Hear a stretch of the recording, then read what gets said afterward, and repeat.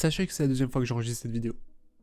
Et c'est particulièrement difficile à reprendre, surtout quand on sait que la vidéo doit sortir à 20 h le soir même, et que potentiellement je n'y arriverai pas. Donc si cette vidéo est en retard, je vous prie de m'excuser. Bienvenue dans la deuxième preview de la deuxième journée du tournoi Destination 2025. Le tournoi se passe actuellement très bien pour nos bleus, sauf que ce week-end, c'est l'Angleterre. Et c'est pas simple. Je vous permets de faire deux petites annonces. Dans cette preview, nous allons voir l'ensemble des équipes du tournoi Destination, un peu comme ce qui se passe pour les débriefs si vous les suivez sur cette chaîne, le fameux E5. On le retrouvera d'ailleurs lundi prochain en théorie si ça se passe bien. Mais du coup, je dois faire des choix dans les sujets qui vont être traités, et malheureusement, certains sujets peuvent passer à la trappe, vous m'en excuserez. J'en profite aussi pour vous dire que cette preview a pour but d'être assez large et pour aider les personnes qui ne connaissent pas forcément ce sport à découvrir aussi les autres nations, pour comprendre tous les enjeux et avoir toutes les cartes en main lors de ce tournoi-là. Deuxième point pour vous informer qu'il existe une page Marcel Pagagnol sur LinkedIn. Pourquoi ce réseau spécifiquement ? C'est le seul dans lequel on peut poster un document en PDF de 150 pages sans aucun problème. Et si on veut pouvoir traiter de certains points, notamment sur l'arbitrage, il faut se baser sur un règlement.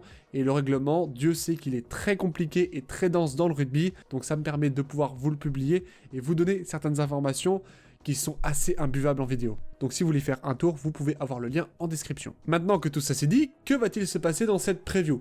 Ça ressemble un petit peu à la preview de la journée 1, mais j'ai essayé d'améliorer de format, et ça va être le cas lors des 5 journées du tournoi Destination. Donc on va faire d'abord un retour sur vos notes de la première journée du tournoi. J'avais demandé votre avis, vous me l'avez donné, du coup c'est bien d'en faire partager au reste de la communauté, et si certains voudront donner leurs avis à l'avenir, ce sera possible, il y aura de nouveaux formulaires. Ensuite on verra de manière générale l'ensemble des matchs ce week-end. On fera un petit rappel sur le classement pour passer match par match les différents points, les différents enjeux de chacune des affiches. On terminera avec les codes sportives et la fantasy qui sont deux sujets qui moi personnellement m'intéressent. Notez uniquement pour les codes sportifs que c'est à titre informatif. Allez hop, on oublie le générique, on passe directement sur vos notes. Pour la France, vous avez donné très majoritairement la meilleure note lors de la première journée du tournoi Destination, 16,2 de moyenne, un écart type qui tourne autour de 1,9, donc c'était un peu disparate, il y a quelques notes qui sont entre 12 et 14, notamment justifiées par le fait que le Pays de Galles était une équipe plutôt faible. Je précise tout de même que chacun peut avoir son avis et c'est très bon de pouvoir le partager, ce qui est important c'est la richesse et la diversité de nos avis qui nous font aimer ce sport. Et par contre pour le Pays de Galles, c'est la pire note de cette première journée avec 5,6 de moyenne. C'est très disparate sur les résultats. Il y a un gros bloc avec une note de 5 et un gros bloc avec une note de 8. C'est pour ça que c'est assez séparé. Pour ce qui est de l'Écosse, vous avez mis des notes en moyenne à 14,2 avec un écart type plutôt resserré, 1,6, donc on était majoritairement d'accord. Pour l'Italie, c'est la même chose avec un écart type très resserré, 1,3 et une moyenne de 11,5. Donc c'est l'équipe avant-dernière, mais déjà ça vous donne un sacré écart de niveau entre le Pays de Galles et l'Italie, presque le double de notes. C'est pour vous dire aussi que l'Italie n'a pas été ridicule non plus ce week-end. Pour l'Irlande, et c'est votre deuxième meilleure note avec 14,2, seulement 0,2 points par rapport à l'Écosse en plus, même si personnellement je voyais l'Écosse faire un meilleur match que l'Irlande par rapport à l'Angleterre. Après on était globalement tous d'accord, il y a 8 notes qui tournent à 14, seulement 1 en écart type. Et enfin pour l'Angleterre, note de 13,4 en moyenne, un écart type à 1,5, avec une majorité des notes se concentrant entre 13 et 15, même si je note quand même qu'une personne avait mis 9. C'est parce qu'on n'aime pas les Anglais. Pour cette deuxième journée du tournoi, nous allons avoir 3 affiches exceptionnelles. Très honnêtement, les résultats de la première journée du tournoi étaient prévisibles. On savait que ça allait être un exploit que l'Angleterre gagne contre l'Irlande, de même que pour l'Italie face à l'Écosse, ou encore que le Pays de Galles face à la France. Donc, les résultats étaient plutôt logiques. Là, non seulement les écarts entre les différentes équipes qui s'affrontent est très resserré, mais surtout, les enjeux sont très importants, et nous le verrons tout à l'heure. Alors ce week-end, nous commencerons avec le match entre l'Italie et le Pays de Galles à 15h15. Ensuite, nous aurons le crunch, le fameux choc entre l'Angleterre et la France à Twickenham à 17h45. Et puis le dimanche, pour clôturer au mieux cette deuxième journée, nous retrouverons l'Écosse qui accueillera l'Irlande. Et ça va pas être simple. Et là où c'est très intéressant, c'est qu'au niveau du classement, la France, l'Écosse et l'Irlande sont au même nombre de points. Donc forcément, dans le choc entre l'Écosse et l'Irlande, il peut y avoir un perdant et donc un favori en moins pour la victoire finale. Entre l'Italie et le Pays de Galles, c'est un choc de bas de tableau, et puis à côté il y a le crunch. C'est le grand rendez-vous des supporters français lors du tournoi à destination.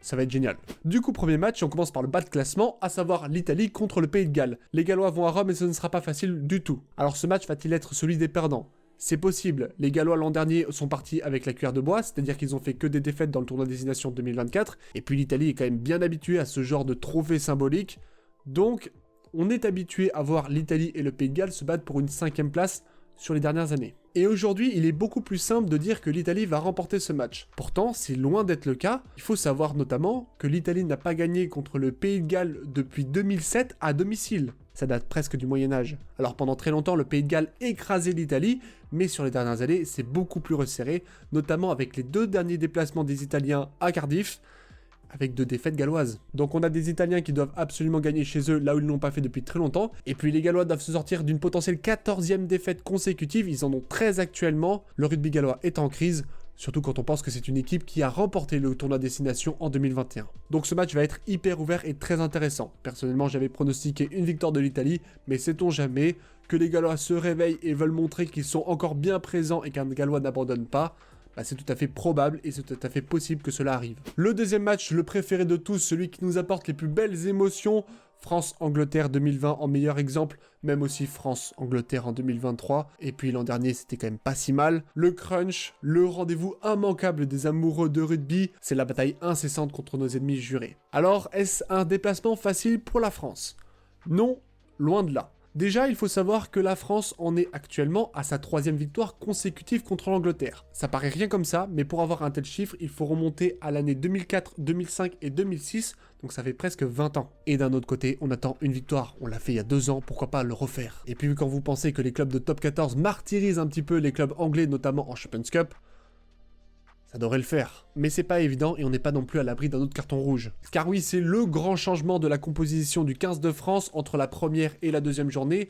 Outre le retour de Penaud à la place de Sogbe au poste d'ailier, c'est le retour de Mathieu Jalibert à la place de Romain Ntamak. Le Toulousain a notamment reçu une suspension de 3 semaines, donc il sera potentiellement de retour face à l'Italie. Et c'est là où je m'interroge vis-à-vis de la communication de Fabien Galtier lors de la conférence de presse d'annonce de la composition. Quand il parle de Mathieu Jalibert, il parle d'une évidence, une cohérence et une logique. Oui, mais c'est pas forcément le cas.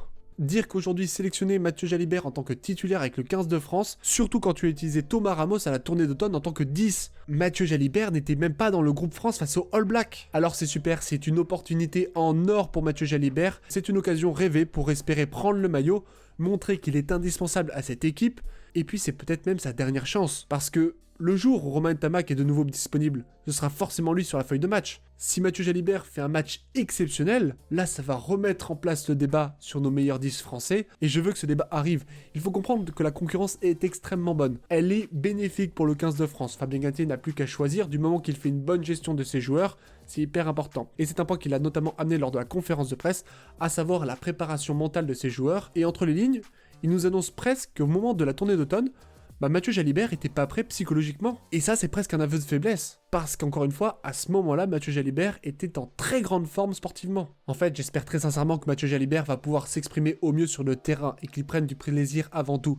C'est un joueur exceptionnel avec un immense talent. Allez, go, faut le montrer quoi. Vas-y, lâche-toi. Ça se trouve, c'est ta dernière apparition en bleu avant que Ntamak soit là pendant plusieurs années. Allons-y à fond quoi. Allons-y à fond. 3e et dernier match du week-end. L'Écosse face à l'Irlande. Là aussi, c'est un match hyper intéressant. Depuis de nombreuses années, l'Écosse semble monter en puissance mais se heurte à un plafond de verre, à savoir battre une équipe majeure comme l'Irlande ou la France. Là, ils en ont l'opportunité, ils sont à domicile. L'Irlande régresse de plus en plus par rapport au niveau qu'ils proposaient les dernières années, donc c'est faisable. Notons quand même que l'Écosse n'a pas gagné contre l'Irlande depuis 2017, ça fait 10 défaites consécutives, c'est pas rien. Est-ce qu'on va avoir un grand Finn Russell lors de ce match? C'est pas sûr non plus. Et puis en fait, si l'Irlande gagne, va-t-elle vraiment asseoir sa domination sur ce tournoi-là, marquer au fer rouge ses adversaires? Ils en sont largement capables avec un banc monstrueux, ils l'ont montré contre l'Angleterre, donc faudra faire très attention à eux. Mais j'espère du fond du cœur que ces Écossais pourront gagner contre les Irlandais, ça nous ferait honnêtement un bien fou. Très honnêtement, nous on serait tranquille. Et sur ce match-là, les deux équipes ont autant la pression l'une que l'autre. Les deux ont une victoire, elles ont déjà 5 points au classement, voilà, il faut faire tomber l'autre. Et réussir ce match pour l'une des deux équipes, ça voudra dire le gagner. Et très honnêtement, pour toutes les équipes, réussir son match veut dire le gagner. Voilà. Il ne s'agira pas forcément de faire une victoire à 5 points avec un bonus offensif, mais en tout cas gagner le match quoi qu'il arrive. Alors pour les cotes sportives, je me suis basé sur celle de Winamax, et très honnêtement, c'est hyper resserré. C'est dingue par rapport à la première journée, les écarts sont minimes. Selon les bookmakers, il y a presque autant de chances que l'Écosse gagne contre l'Irlande que le Pays de Galles gagne contre l'Italie. C'est vous dire que vraiment, il n'y a rien.